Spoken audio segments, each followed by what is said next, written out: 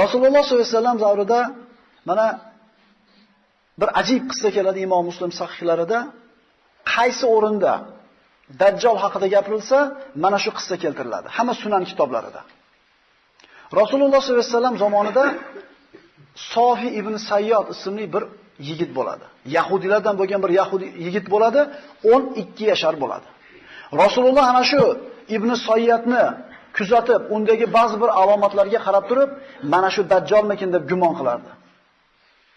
Ya'ni ana shu davrda yashagan odamni payg'ambarimiz Dajjal shumikin deb gumoni bo'lardi. Kunlarda birida Umar ibn Hattob roziyallohu anhu bilan payg'ambarimiz sollallohu alayhi vasallam birgalashib chiqishdida, Yahudilar yashaydigan tomonga, Madinaning uch tomoniga borishdi. Yahudilarning bog'laridan biriga kirishdi. Umar ibn Hattob hikoya qiladi. Rasululloh xuddi bir narsadan berkinib qo'rqqandek bir daraxtning orqasiga o'tardilar deydi, ozgina turib, yana yugurib borib nanagi daraxtning orqasiga o'tib ozgina turar edi. Go'yo bir narsani poylagandek. Birov ko'rib qolmasindek ehtiyot bo'lib turib, daraxt orqasida turadi, yana ozgina turib yugurib nanagi daraxt orqasiga boradi.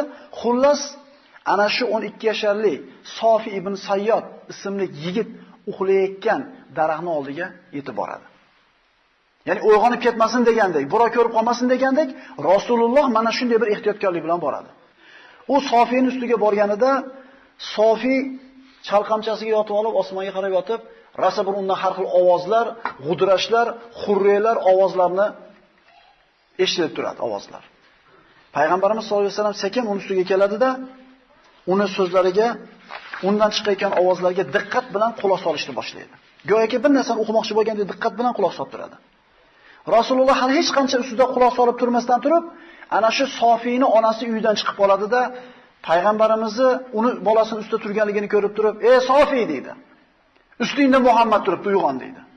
Deganda hali Sofiy shunday uyg'onadi-da, shunday bir g'azabdan pishqirib, ovozlari boshqacha bo'lib, payg'ambarimizga bir g'azab bilan qarab turadi. Nabiy sollallohu alayhi vasallam aytadilar-ki, agar uyg'otmay turganida buni Dajjolmi, Dajjol emasmi bilib olardim deydi.